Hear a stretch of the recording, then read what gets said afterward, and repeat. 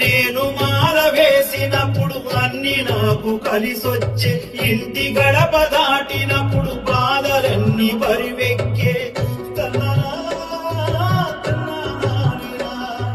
నాకు ఆకలైనప్పుడు కన్న తల్లి గుర్తొచ్చే, నాతో ఎవరు లేనప్పుడు తండ్రి నాకు యాదొచ్చే.